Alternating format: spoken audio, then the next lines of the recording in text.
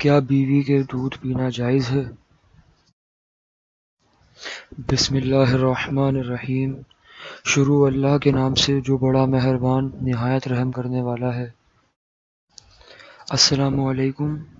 کیا اسلام میں مرد اپنی بیوی کے دودھ پی سکتا ہے؟